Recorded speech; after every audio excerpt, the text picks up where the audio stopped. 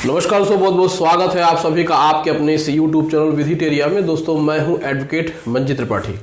दोस्तों आज के इस वीडियो में हम आपको बताएंगे रिकवरी एजेंट से संबंधित कुछ ऐसे महत्वपूर्ण प्रश्न जो कि आपके लिए बहुत ही ज़्यादा इम्पोर्टेंट है। और आज के समय में रिकवरी एजेंट्स के लिए ऐसे प्रश्नों का होना बहुत ज़्यादा ज़रूरी है, क्योंकि रिकवरी एजेंसी जो होती है वह किसी प्रकार से ऑथोराइज होती नहीं है।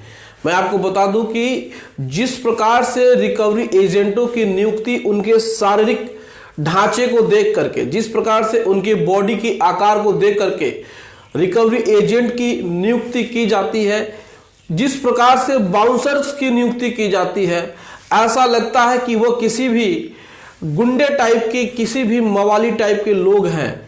लेकिन उनके शरीर की बनावट को इसलिए ध्यान में ज्यादा रखा जाता है जिससे कि वह बोरोवर के ऊपर अपना शारीरिक बल का प्रयोग न करके उनको केवल डरा सके। कहने का मतलब यह है कि अगर कोई 6 फुट का अच्छा खासा बॉडी बिल्डर टाइप का कोई भी अगर बाउंसर टाइप का रिकवरी एजेंट किसी के दरवाजे पहुंचता है तो उसको देखकर बहुत सारे लोग पहले तो डर जाते हैं, जो आम आदमी है, जो आम जिंदगी में, नॉर्मल जिंदगी में रहते हैं। तो आज के इस वीडियो में रिकवरी एजेंट से संबंधित कुछ ऐसे प्रश्न हैं जिनका उत्तर जानना बहुत ज़्यादा ज़रूरी है और जिस पर विचार विमर्श करना बहुत ज़्यादा ज़रूरी है। तो आज के इस वीडियो में हम आपके लिए लेकर के एक बहुत ही महत्वपूर्ण प्रश्न आए हैं, जिसमें कि कुछ 3 प्रश्न हैं। इन 3 प्रश्नों के माध्यम से हम लोग जानने की कोशिश करेंगे क्या ऐसी चीज़ें हैं और ऐसी चीज़ों के लिए, ऐसी चीज़ों के संबंध में क्या व्यवस्था हो सकती है। तो आइए 1 बाय 1 हम लोग क्वेश्चंस को जानते हैं और समझने की कोशिश करते हैं। दोस्तों ये जो प्रश्न है ये आपके जीवन में भी बहुत ज़्यादा बदलाव ला सकते हैं। अगर इस तरीके की चीज़ें आपके साथ हो रही हैं तो ये भी आपको जानना ज़रूरी है। आइए टाइम को वेस्ट नहीं करते हैं, वीडियो को स्टार्ट करते हैं। वीडियो को बहुत ही ध्यान से आप देखिएगा, ये वीडियो आपके बहुत ही काम की होने वाली है। तो सबसे जो पहला प्रश्न इसमें ये जो आप पूछ सकते हैं या फिर जनरली लोग जानना चाहते हैं वो ये है कि एक दिन में कितने रिकवरी एजेंट आपके घर पे आ सकते हैं। आपने देखा होगा कि एक दिन में आपके घर पे जो होम विजिट करते हैं उनकी संख्या 10-15 हो सकती है, होती भी है। नॉर्मली देखा जाता है कि एक रिकवरी एजेंट गया नहीं कि 2-3 और चले आए। शाम तक हमारे घर पे 5-10 लोग तो आ ही जाते हैं। तो एक दिन में तकरीबन मान के चलिए एवरेज में कि 10 पर्सन्स रिकवरी एजेंट्स के रूप में आते हैं। तो इससे क्या होता है कि जितने दिन आप लोन देने में डिले करते हैं उतनी ज़्यादा इनकी संख्या बढ़ती जाती है। अब आपके दरवाजे पे हर 1 घंटे 2 घंटे में 2 से 3 व्यक्ति आते हैं और वो लोन के लिए आपसे बातचीत करते हैं, आपके पड़ोस में बात करते हैं। तो इससे आपको बहुत ही नुकसान होता है, आपको बहुत ही प्रॉब्लम होती है, आपको बहुत ज़्यादा सोशली आपको डिप्रेशन होता है कि आजू बाजू आस पड़ोस के लोग क्या सोचेंगे। अगर यहाँ पर एक व्यक्ति एक दिन में अगर आपके दरवाजे पे कोई भी रिकवरी एजेंट अगर जिस बैंक का है वो 1 से ज़्यादा बार आता है तो आप घबराइए नहीं। सबसे पहले तो आप उस व्यक्ति से, यानी कि जो एथोराइज ऑफिसर है, आप उसको लिखित में एक प्रार्थना पत्र दीजिए कि हमारे घर पर एक दिन में कितने रिकवरी एजेंट बैंक भेज सकता है। आप इसकी RTI भी मांग सकते हैं, आप पर्सनली भी आप इसको भेज सकते हैं, या फिर किसी एडवोकेट के माध्यम से एक लीगल नोटिस भी आप एथोराइज ऑफिसर को भेज सकते हैं कि आप लिखित में दें कि हमारे दरवाजे पर एक दिन में कितने रिकवरी एजेंट आ सकते हैं।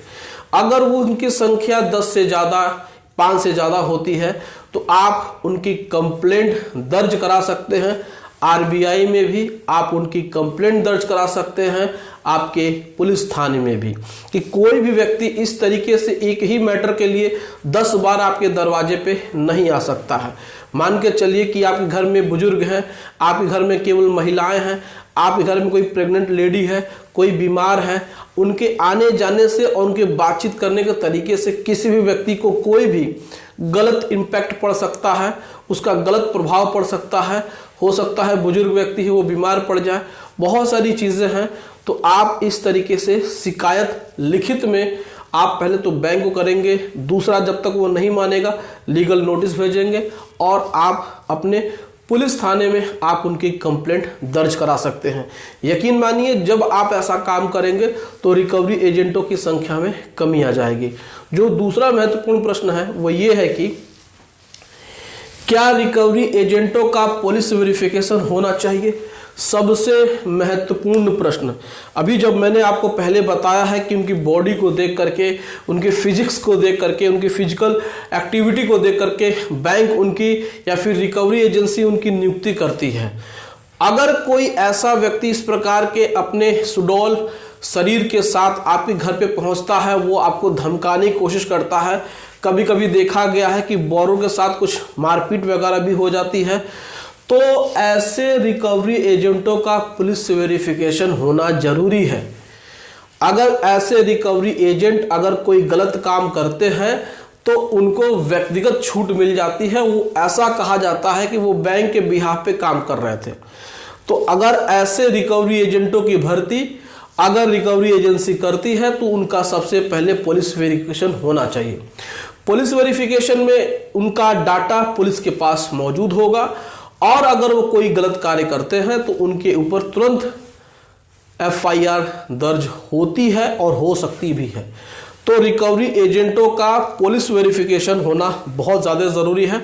आम जन की घर पे जब ये जाते हैं तो ये खुद को ऐसा महसूस कराते हैं सामने वाले को कि इनके पास दुनिया भर के पावर्स हैं, ये शक्तिमान है, ये कुछ भी कर सकते हैं। सामने वाला तो सिर्फ और सिर्फ मार खाने के लिए या फिर वो गाली गलौज सुनने के लिए या फिर वो यातनाएं सहने के लिए या फिर वो किसी प्रकार से प्रताड़ित होने के लिए तैयार है। आप उसके साथ कुछ भी कर सकते हैं, वो डिफेंस में कुछ नहीं कर सकता है। तो सबसे पहले इस प्रकार के लोगों का पुलिस वेरिफिकेशन होना ज़रूरी है। अगर आपके साथ ऐसी कोई घटना घटती है तो आप ऐसे व्यक्तियों का वीडियो बनाइए। सुप्रीम कोर्ट ने बहुत बार अपने डिसीजन में कहा है कि किसी का भी कोई भी वीडियो बना सकता है और उसको सबूत के तौर पे इस्तेमाल कर सकता है, क्योंकि ये एक प्रकार से इलेक्ट्रॉनिक एविडेंस है और ये आपके एविडेंस एक्ट में दिया हुआ है। सेक्शन 3 में जाके पढ़ सकते हैं।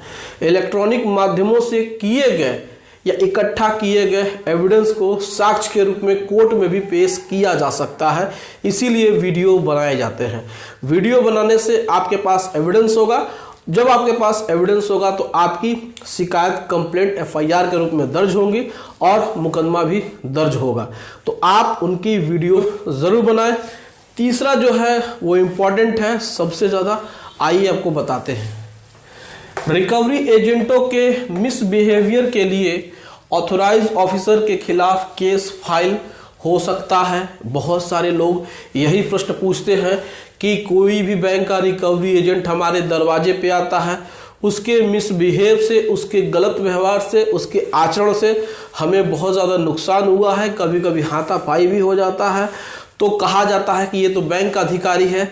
तो इसके साथ साथ क्या ऑथराइज ऑफिसर यानी कि जिसने इनको ऑथराइज किया है हमारे घर पे भेजने के लिए, उनके जो ऑथराइज लेटर होते हैं, विजिटिंग लेटर होते हैं, उस लेटर पे अगर ऑथराइज ऑफिसर का साइन है और इस रिकवरी एजेंट ने कोई भी ऐसी एक्टिविटी करी जिससे कि हमको नुकसान हुआ है, तो उस रिकवरी एजेंट के साथ साथ उस ऑथराइज ऑफिसर के खिलाफ भी आप मारपीट, गाली गलौज, शांति भंग करने, पब्लिक न्यूसेंस करने के आरोप में या फिर उनके ऊपर मुकदमा दर्ज करा सकते हैं, पुलिस कंप्लेंट करा सकते हैं, FIR दर्ज करा सकते हैं।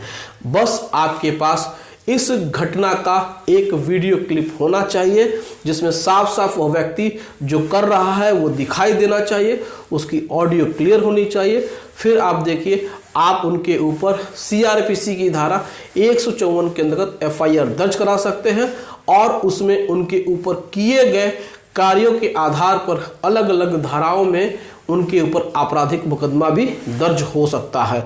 तो दोस्तों, ये जो 3 प्रश्न है ये आपके जीवन में भी बहुत महत्वपूर्ण और बहुत ही मायने रखते हैं। आप इन तीनों प्रश्नों को, अगर आपने लोन लिया हुआ है तो अपने जीवन में इनको समझने की कोशिश करिए, आगे चल करके आपको ये बहुत ही काम देने वाली हैं। तो दोस्तों, आज का ये वीडियो आपको कैसा लगा आप कमेंट करके अपनी राय हमें ज़रूर बताइए। वीडियो अच्छी लगी हो तो वीडियो को लाइक कर दीजिए, इसे अपने दोस्तों में शेयर कर दीजिए और हमारे चैनल को सब्सक्राइब करके हमें सपोर्ट जरूर प्रदान करिए। चलिए मिलते हैं अगली वीडियो में एक नए टॉपिक के साथ। तब तक आप अपना और अपने पूरे परिवार का ध्यान जरूर रखिएगा। Thank you so much. जय हिंद दोस्तों।